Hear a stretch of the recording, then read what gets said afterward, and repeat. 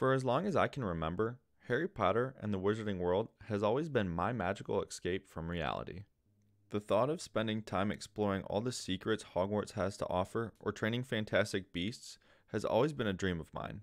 With the release of Hogwarts Legacy quickly approaching, that dream can now become a reality for many of us. Let's explore what a day would look like in Hogwarts Legacy and how I think it will work. If this is your first time on the channel, welcome. I hope you enjoy your stay.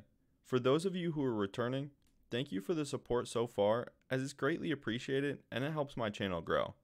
If you haven't subscribed already, please consider doing so for more content like this. With that being said, let's get right into it and talk nerdy. I recently watched a video from the channel Hogwarts Legacy Explained about this topic and had a different vision of how a day at Hogwarts will work in Hogwarts Legacy. They made a great video and I will link their channel down in the description below so you can watch them and support their channel. A few questions to help lead the discussion for this video have popped into my head. How long will the day-night cycle last in real time? What will we truly be allowed to do during the day in Hogwarts Legacy? And ultimately, how will each day work?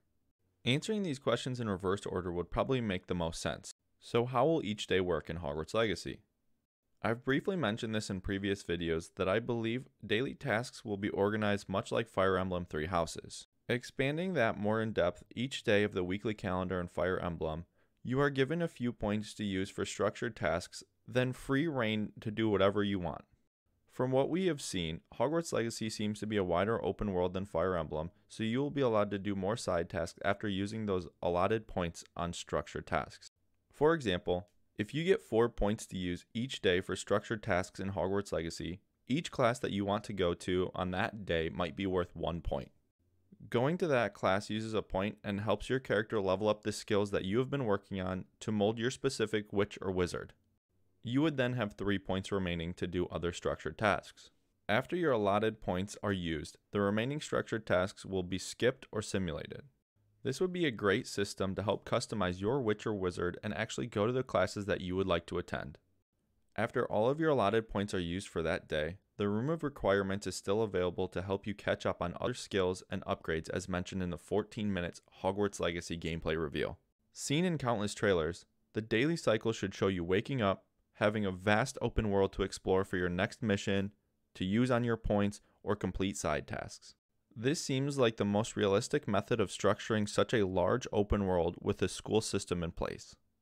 But how long will you actually have in the day-night cycle to complete all of these tasks, you ask? That's a great question, and in games with a day-night cycle, we have seen a vast difference in how it works. In Animal Crossing New Horizons, the clock is equal to a real-time clock, and a real-world second is equal to a second in the game. In the popular Grand Theft Auto 5, a day in the game is equal to about 48 minutes in real time. I'm working under the assumption that Hogwarts Legacy will not be a 1-to-1 clock like Animal Crossing, but will be somewhere between the 1 to 2 hours for a full day-night cycle in-game.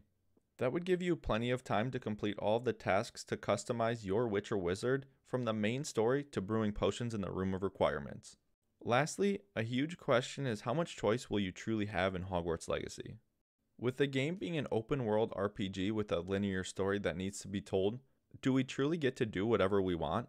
Will the game be more like Zelda Breath of the Wild or God of War 2018?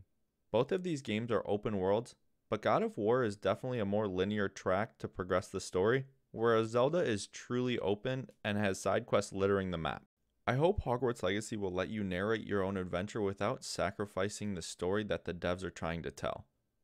This is a world that I've been dying to live in for a majority of my life and want true freedom to explore and create my own path. I know this game may be limited to a 1 school year experience, but I want to make the most of it.